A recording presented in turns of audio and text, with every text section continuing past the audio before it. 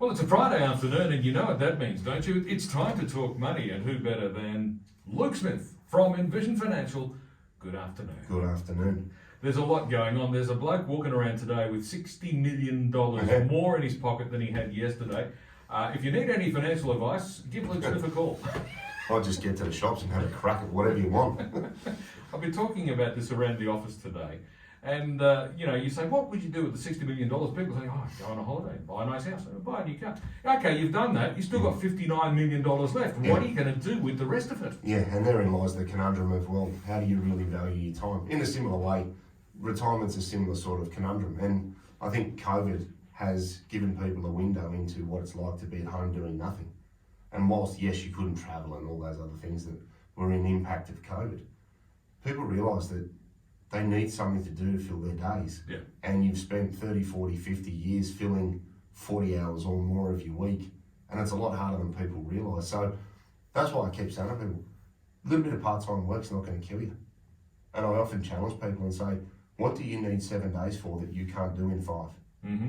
Outside of having a solid holiday, but you can do that periodically. Yeah. But it gets people thinking, right? When you've actually got to fill your days, it's a lot harder than you realise.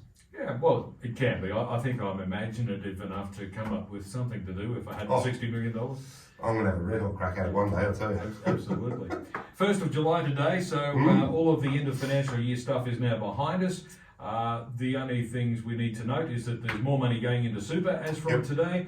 There's been some improvements for things like the Downsizer rules, and there was something else, improved thresholds for people to access the seniors healthcare card. And removal of the work test for people over 67 through to 75, which is it's a real big one. Yeah, so we've spoken about most of those things over the last few weeks. So today we're looking at super splitting, which is a handy way of sharing the wealth.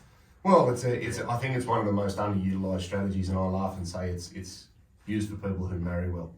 And that could be on either side of the equation, depending on what you decide is well.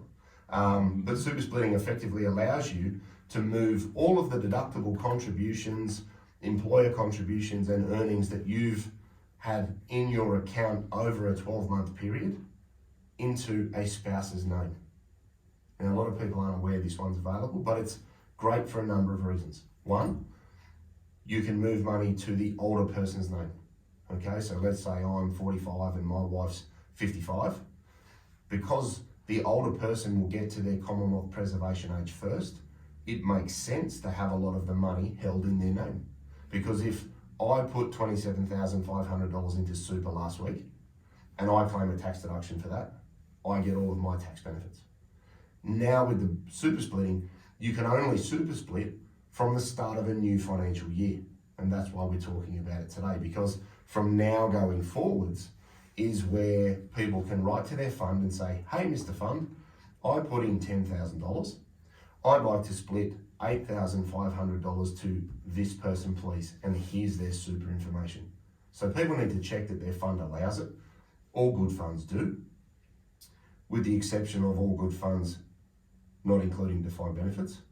It's not to say they're not good funds, great funds, they just don't allow it. But you put your contribution in, you split the money to the older person's name, and then the money gets invested inside their super fund. So nobody misses out on their deductions. It doesn't use up the other person's thresholds. It's all done on an individual basis. But once the money's in, we just move it over to the older person's name because you can bring forward their preservation age. Now, you can only split deductible contributions. Okay, so we've spoken in the past about putting in money and claiming a tax deduction. Yep. And we've talked about putting in lump sum money as a non-concessional contribution or a downsizer contribution. Okay, you can't split those. You can only split deductible contributions, which would include personal deductible payments from your own money, salary sacrifice throughout the year, and obviously the earnings of the fund. So they're the types of contribution that get assessed under the limit of $27,500 per annum. So you can split those. You cannot retrospectively go back like you can with other concessions. So each financial year you need to use this piece of legislation now. You can't go to your fund and say, hey, can you split my contributions from 2020? So you need to act in this next 12 months for the previous 12 months. Right. you need to make sure that the person you are splitting your benefits to has not already retired or met a condition of release. So as long as the person you're giving the money to is gainfully employed whilst being over their Commonwealth preservation age, that's fine. But if the person you're going to split to has already met a condition of release and told a fund, hey, I've retired, I want some cash, you can't split to them. Okay, so too late by that stage, the horse has bolted. Correct, that's exactly right. And you can only do it at this time of year. So don't panic and think, oh, I missed out before 30 June, there was a form, I haven't. It only starts from today, and that's why we're talking about it today. So they're the key things to consider. Yeah. And so while it relates to money from the financial year that has just concluded, you can only make the decision now from the beginning of the new financial year, and then you have until the end of this financial year to make the arrangements. Exactly right. But and the sooner the better. Exactly. Do it while you're thinking about it, get your paperwork sorted, and then you don't have a panic like we had with some people last week. We need to do it, we need to do it. Who is it that keeps on saying if you're early, you're never late? Someone keeps saying that. They also say you don't know what you don't know. Well, you don't. You just Exactly. don't. So what are the important things for people to consider when you're considering super splitting? Yeah, so one, you can't split to someone that's already retired. Two, think about how you're going to use your contributions to super. And this is where you need to dig a little bit deeper into your why. People might say, oh, well, I don't want to put money into super because I want to pay off my house. But if you're 55 and have a mortgage, or even 50 and have a mortgage, if you put money into superannuation and claim a tax deduction, that reduces your taxable income. That's a great thing. If you then split the money that you put in to an older spouse, you're now bringing forward the time that you have to get it, because the older person will get to 60 first. Yep. Then what if you pulled that money out tax-free and paid off your mortgage, which you would have done had you not put the money into super anyway? So people need to start bringing this strategy into broader strategies as well, because if you can pay 15% tax putting money into super, save it up over the years and then pull it out tax-free at 60, you've effectively paid a large portion or a big block of your mortgage off, and you've only paid 15% tax on your earnings. Yeah. That's a lot better than 39 or 49% depending on your marginal tax rate. So don't look at this strategy as something in isolation. Look at it as part of a broader strategy to plan how and when you might want to fund a coast house. Think about what you're going to need in retirement. If there's a solid age difference between a couple and he says, right, I'm done at 60, there's a very, very, very, very good chance she's going to say, well, either I'm done too, or I'm coming down to 2 or 3 days a week because I want to spend a bit more time doing things with you. Now, if she's been super splitting to him over the years and has built up a capital base in his account, that could allow her to say, well, when she hits 55, she's going to 3 days a week.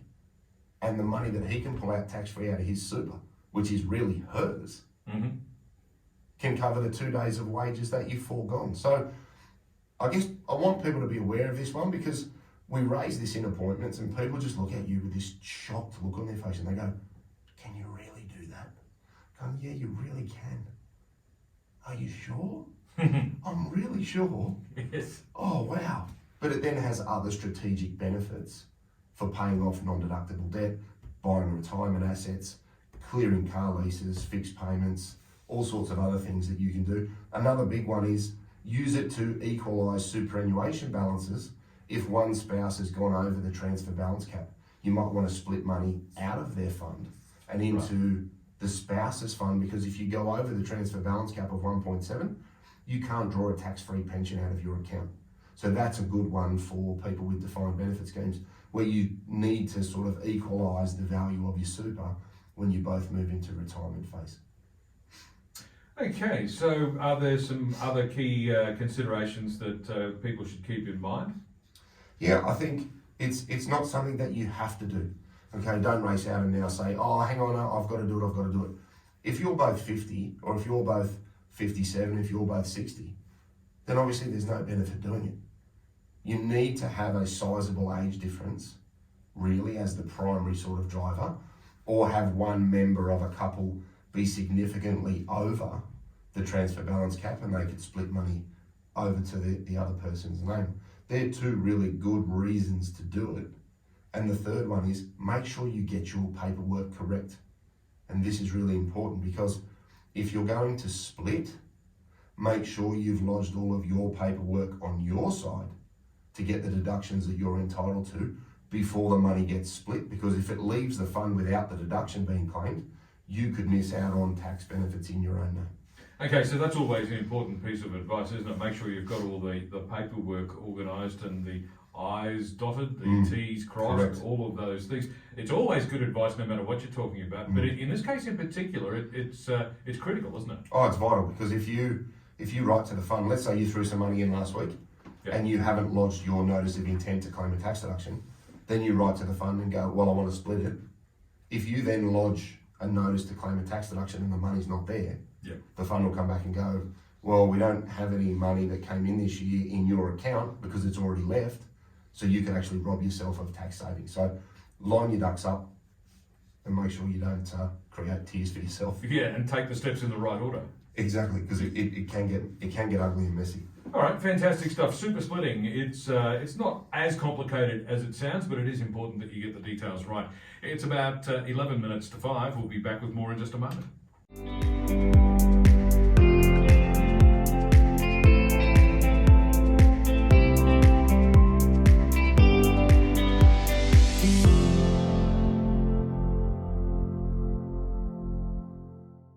Minutes to 5 on 2CC, and it's a Friday afternoon, which means we're talking finance with Luke Smith from Envision Financial, and today we're talking about super splitting, which is an interesting concept. And if you're not exactly sure what it's all about, Luke, in a nutshell, what is super splitting and what are the key things for people to consider? Well, I think that name's good at the moment because the only super thing about super at the moment is the fact that you can split it to a spouse. Because there's not much else good about super at the moment, as we all know. So use this strategy to get money into the older person's name. And that's not sexist or ageist or whatever. It's just, it makes sense to be able to access your money on a tax-free basis over the age of 60. So if there's a decent age bracket, use this to accumulate wealth in the older person's name because they'll be able to get it first and start tax-free pensions, be able to draw money out to cover lost wages for the younger person because they may want to reduce to a part-time basis. You may want to pay off a house with tax-free money at 60. This strategy should be used in conjunction with the bring forward rules where you haven't used up all of your concessional contribution cap, which is 27,500. So this is a great one to say, right, I'm going to drop 50,000 into super this year because I've got to sell a property and then I can maximise my tax deductions and then split it into the older person's name. So there are a range of other strategic benefits that run off the back of this particular strategy. But just remember, you can only split 85% of your concessional contributions. A concessional contribution includes salary sacrifice from work, a personal deductible contribution from yourself, and that also incorporates the earnings inside the fund. So you can split 85% of your benefit because the ATOs still want their 15% clip. Splitting the money to the spouse does not impact the spouse's thresholds in relation to their ability to make a contribution to super. So don't worry that if you move money from your account to their account, you're going to blow them up in any way. You're not, because you have your deductible limit, they have their deductible limit, and this doesn't impact that. You can't split to somebody that's already retired. Keep that in mind. There is specific paperwork you need to lodge with your fund. So as I said before the outbreak, give them a ring, get the paperwork, get all the details because they want information about you. They're going to want to know information about your account, your spouse's account, where is it, what fund is it with, and what are all the identifying details. And then how much do you want to split? You don't have to split 85%. You might put $20,000 into super and split 10 of it to a spouse and keep 10 yourself. It's like most things. You can split up to. Nobody says you have to. Nobody says you must. It's just there if you want to use it for your particular why so that you can get the best outcome out of this strategy. So they're the sort of key things I'd be considering. And remember that it is non-cumulative, right? This one's very important. If you don't split this year, for last year's contributions, they stay where they are forever. Yeah. So it's an annual thing. It's not retrospective. You can't, like some other legislation, go back and say, hey, Mr. Super Fund, can I split my 2020 contributions? In the following 12 months is the window you have to do it.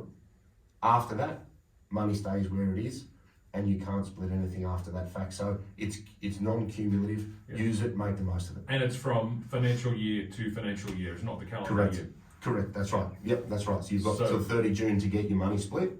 But given you've probably just filled out your notice of intent, and that's the other big one I said before the ad break, don't split money until you've lodged your notice of intent if you're going to claim a tax deduction in your own name. Because if you move the money before you claim the deduction, you'll miss out on the deduction. So line your ducks up, take your time, don't do anything in a panic, don't do it after 16 beers, do it on a Monday about 11 o'clock when you're fresh, get the money, the paperwork into the fund, get it split, get everything lodged, make sure you've got everything you need, because you can't suck it back and say to the super fund, oh, I'm sorry, can I claim this please? Once that horse is bolted, you can't get a saddle on it. Indeed. So, Luke, where can listeners get more information? Yeah, so 6260-4749 is the number in the office. We've got envisionfinancial.com.au. We've got the podcast, The Strategy Stacker, Luke Talks Money on iTunes and Spotify, and people can subscribe to the YouTube channel, Envision Financial Canberra, where we've got all of the shows. You can watch it on your phone. We've got the key takeouts before and after the outbreak, and you don't have to read anything, which is just fantastic. It is as simple as that. Luke, thanks very much. See you next week. We'll get you once again next Friday afternoon at the same time, right here on 2CC. Luke Smith from Envision Financial to talk money once again. It's about 3 minutes to 5. News is next.